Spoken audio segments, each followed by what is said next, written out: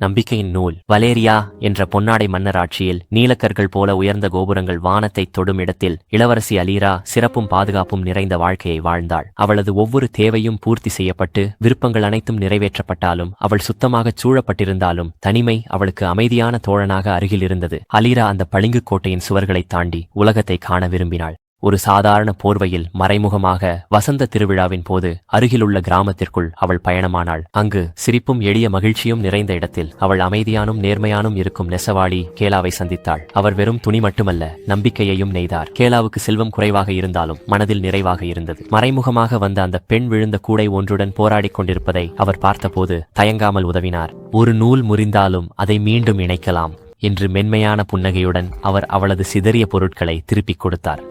அந்த தருணம் எளிமையானதும் உண்மையானதும் ஒரு காணாத பிணைப்பை உருவாக்கியது. நாட்கள் வாரங்களாக மாறின. அலீரா அடிக்கடி திரும்பி வந்தாள். கேலாவின் பணிவு, வலிமை மற்றும் அசைக்க முடியாத நியாய உணர்வால் ஈர்க்கப்பட்டாள்.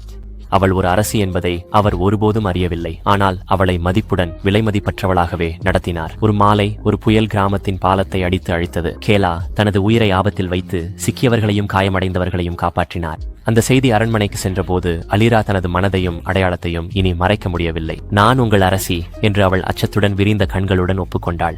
ஆனால் நான் உன்னை நேசிக்கும் பெண்ணும் கூட. கேள் முழங்கிய போது அது பயமோ அல்லது வியப்போ அல்ல, புரிதலோடு இருந்தது. பட்டு ஆடையிலோ நிழலில் இருந்தாலோ நான் உன் உண்மையையே பார்த்தேன். அவரது விசுவாசமும் மரியாதையும் கண்டு அரசர் கேலை அரண்மனைக்கு அழைத்தார். அவர் செல்வத்தை மறுத்தார். தன் மக்கள் மற்றும் தனது இதயத்திற்காக நெசவு செய்ய அனுமதி மட்டும் கேட்டார். அவர்கள் மலர்ந்த சந்திர மரங்களின் கீழ் திருமணம் செய்து கொண்டார்கள். அதில் ஆடம்பரமில்லை, ஆனால் வாக்குறுதியும் நெறிமுறையும் இருந்தது. உண்மையான அரசியல் பிறப்பில் அல்ல, விசுவாசத்திலும் உண்மையான அன்பிலும் உள்ளது. அந்த அன்பு நேர்மையும் தியாகமும் பதவியை தாண்டி பார்க்கும் தைரியமும் கொண்டு நெய்யப்படுகிறது.